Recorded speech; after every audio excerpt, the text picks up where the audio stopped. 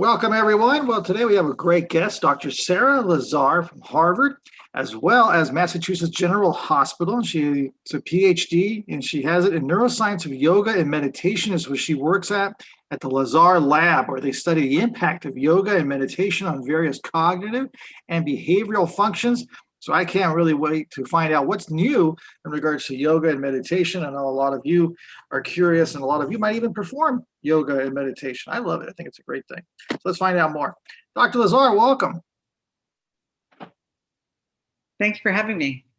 Thank you for being here. I guess the first question is, what is new in the world of yoga and meditation?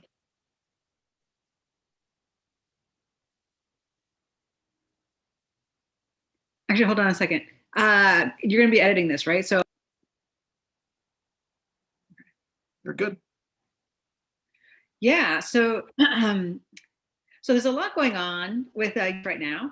I'm going to tell you a little bit about a study we published. Actually, it was almost a year ago, but then we've done a couple of follow-up studies with it since then, adding some additional bits to it. And what the study was we randomized people to either mindfulness training or exercise, and we put them through an 8-week program. And we did a fear conditioning protocol with them. And this is sort of like Pavlov's dogs, when you see or sort of Pavlov's dogs, when you hear a bell and see food, you eventually learn to the bell means that you're going to get food. Well, we did the same thing, but we paired a light with a mild electric shock. So they learned that the light meant they were going to get this mild electric shock. And then we unpaired it, and then we just showed them the light again to see, how well they remember that they're going to get shocked or not going to get shocked. And we did this before and after 8 weeks of meditation, or before and after 8 weeks of exercise. And what we saw was really, really interesting, that there was a difference. So both groups, I should also pause and say that both groups were equally efficacious in terms of reducing stress. And a couple other sort of normal psychological questionnaires, those were the same between the two groups. But the brain responses were very, very different to shock. And what we saw, which is really cool, was that what happens with the exercise group is sort of, we didn't really expect this part of it. So the exercise group, at baseline, they learned that the light meant they were going to get shocked. Of the 8 weeks, they remembered that. So when we brought them back at the post time point, they saw the light, and instead of showing the normal, they were doing this, and because I knew they're going to get shocked, and so they were fearful, and so they didn't respond, like they were against being shocked. Versus the mindfulness group, they were just open, relaxed, and even though they knew they were going to get shocked, they also remember going to get shocked. They just allowed themselves to get shocked, and they just, it was wow. And they just sort of, okay, I know I'm gonna get shocked, and that's okay. And when we showed more relaxed and allowing they were to allow this to happen to them, the more stress reduction they reported, the more other positive psychological changes, and also the more that they had practiced. And this is sort of well known in the field of anxiety, that often, like, so people with phobias, like, say you have a spider phobia, if you're like, oh my God, I can't even see the spider, I can't even, look at it. That's not how you get over you get over your spider phobia. Okay, I see the spider, I'm not liking it, but you allow the spider to get near you, and then you touch the spider, and you sort of build up your tolerance, and eventually it's like, okay, I can tolerate being near the spider, and I can relax and be okay with the spider. And similarly with the shock, we're seeing the exact same thing. It's like, okay, this is happening. I don't like it, but there's nothing I can do about it. I'm just going to let it happen. And this is really important right now in times of COVID, because with COVID, it's the exact same thing. We're all getting shocked, right? Yeah. And there's nothing we can do about it. Every time you go to the store, there's a chance you're going to get, infected. Every time, you come into contact with certain people, there's a chance you're going to get infected. There's nothing we can do about other people not wearing masks, doing dangerous things. There's nothing we can do about the speed with which the vaccine will get delivered or how effective it will be. There's nothing we can do about any of that. So we can be all defensive and scared, or we can be, okay, this is it. I can't control it, but can I just relax and be okay with life? Because right now, I'm alive, I'm still breathing, I'm not on a respirator. Can I just be okay with that? And right now I'm okay. And that's really, I think that's what helps a lot of people get through this epidemic, is being able to just say, okay, I'm not in control, but can I be okay with it? Kind of interesting. Now I have a flood of questions for you, so I hope you're ready. It actually kind of reminds me a little bit of the 12 steps, right? Give me the power to control. I can't remember the whole saying now, and the patience of not being able to do or handle the things. I just messed that all up. But anyway, folks, you got what I meant. You kind of figured that one out. But let me ask you this, Dr. Lazar. A couple things popped up in my head. PTSD. This sounds like this could be really good for PTSD, or people who are suffering from PTSD. Yeah, definitely. There have definitely been numerous studies, not numerous, there definitely have been studies with mindfulness and yoga for PTSD. So mindfulness and yoga, there's a lot of similarities, but there's also some subtle but important differences. One thing that happens with mindfulness is that you're sitting there meditating quietly, and all of a sudden this old memory will pop up, I've not thought about in years. And it's like a little minor trauma from long ago. Like for me, it was fight on the playground with another girl. I got sent to the principal's office. So here it was 20 years later, I'm sitting and meditating, all of a sudden, boom, I'm back in the principal's office.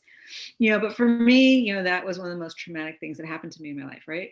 So obviously someone who's had real serious trauma, they need to be aware that that could happen. Boom, they're back in the car accident. Boom, they're back in the, being molested or raped or, or in the foxhole or whatever. They're not ready for that. It can be even more traumatic, because they're not expecting it. For whatever reason, it happens so much with yoga. So what they're finding is that often for people with PTSD, that yoga, Tai Chi, these sorts of practices are a little bit easier, more gentle. And so they're a little better able to tolerate some of these practices a little bit more easily. I guess for those out there who are more familiar with neuroscience, it sounds like it has an impact on the amygdala then? Yeah, definitely. We now have 3 studies where we show that the amygdala change in the amygdala correlates with changes in stress. And what's cool is that, so for instance, in that exercise study I told you about, it only happened for the mindfulness group. So both groups reduced stress, but the change in stress was only correlated with the change in the amygdala for the mindfulness group. So it's really clear it's doing something unique. Oh, absolutely. And how about novel traumas? In other words, something that happens to us now, do we develop a better wall of resilience when we encounter a trauma if we do yoga and meditation? Yeah, no, definitely. There's a woman at the University of Miami, or University of Florida in Miami, and she works with military recruits before being deployed and teaching them mindfulness. And there is some evidence that yes, that they are more resilient and that they are better able to, because boot camp itself is extremely stressful. And what they see is that the recruits that practice mindfulness are better able to maintain mental health and also their cognitive abilities over the course of the 8 weeks of boot camp, or I don't know how long boot camp is, but however long boot camp is, they're better able to maintain themselves over the 8 weeks compared to the people with other programs. Fascinating stuff. Fascinating stuff. Again, folks, you can find out more about her at the Lazar Lab. Let me ask you this, Doctor. We talked about this. I teach forensic psych and criminal psychopathology. I mentioned it before the show. Have you seen any impact in regards to aggression? We know there's no real criminal gene, but there are criminal traits like aggression and impulsivity, disinhibition, things of that nature. Did you see anything in regards to aggression in yoga and meditation?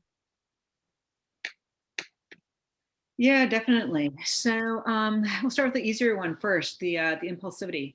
So with mindfulness, you're sitting there, you're meditating, and your mind, something pops up in your mind. Oh, I got to go do this when I'm done sitting. And oh, why am I sitting here? I need to go do this. Or like I said, an old memory comes. And so the impulse is to follow that thought. But what you're trying to do in meditation is to let that thought go and just sit and back to your breath, come back to your breath. And most people report that spills over into real life.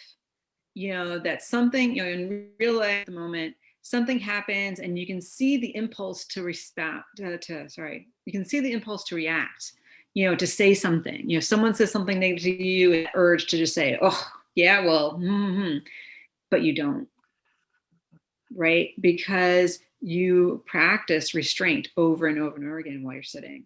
And so many, many people report that. They often call it the pause. And often what you see also is that during that pause, a more adaptive and more useful response arises if you just pause and don't go with the impulsive reactivity.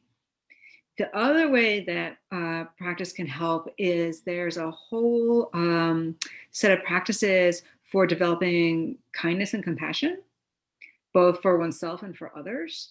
And they really work. There have been numerous studies demonstrating that they decrease self-talk and depression.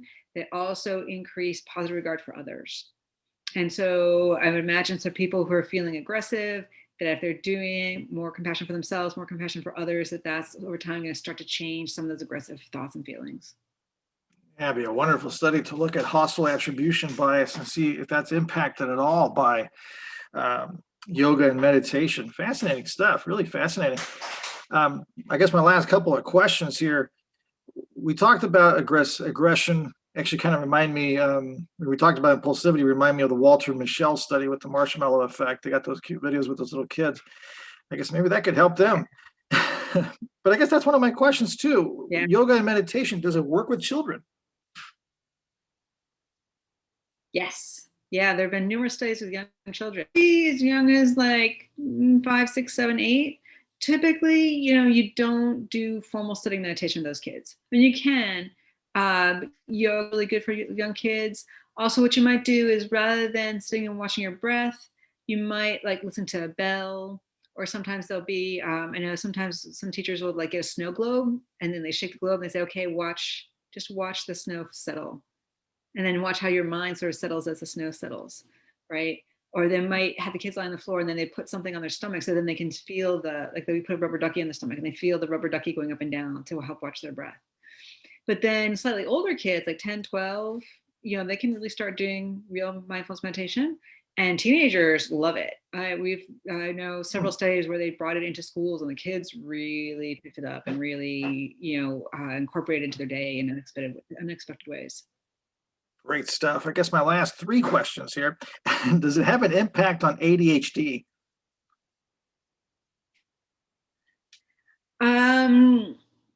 I don't know the answer to that one. I kind of follow research. So sorry. No worries. We'll go to number 2. Have you seen anything in regards to prison inmates using yoga or meditation? I don't know of any actual scientific studies, but there are 2 really wonderful, one here in the States, one over in India. And the one here in the States is called Dharma Brothers, Dharma Brothers, DHARMA Brothers. And I'm pretty sure you can get it on Netflix and Amazon, these sorts of things.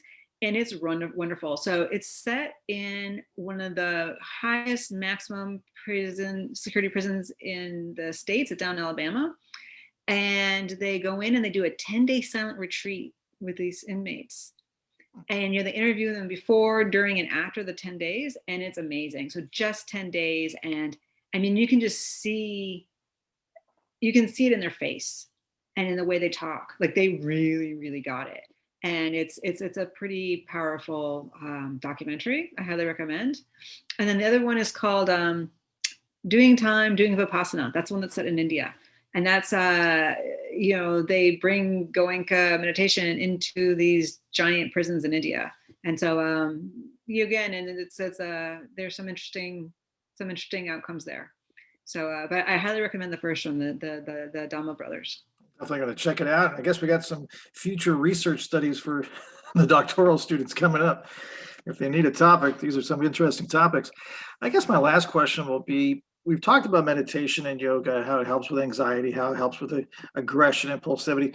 Are there variations of the type? I mean, are there styles of yoga and meditation that work better in certain areas, or anything you would recommend? At this point, there isn't a whole lot of data about that. So what I usually tell people, it's sort of like exercise, right? All exercise is beneficial. And some people like to swim, some people like to bike, some people like to play soccer, and it's sort of a little bit of, what suits you best. And I feel the same is true for the different types of yoga meditation. There's definitely, like I said, like the compassion meditation is really great for aggression specifically. But even just yoga and normal meditation are also, they'll definitely help with the aggression, right? But I feel like the compassion would be a little bit better for that sort of thing. But at the end of the day, you got to do what's comfortable for you and what you like and what you enjoy. So if you really like doing yoga, do yoga. If you like doing Tai Chi, do Tai Chi. If you like doing sitting meditation, and just watching your breath, that's great. If you want to use a mantra, that's great. So at this point, I think it's more important just to find something that you like and that you can commit to. I have to say, it always fascinates me when antiquity meets modernity. We've been doing these things for centuries, and now we're finally looking at it through a neuroscientific lens, and it's amazing to see it. Dr. Lazar, great work. Thank you so much for being here. Thanks for having me.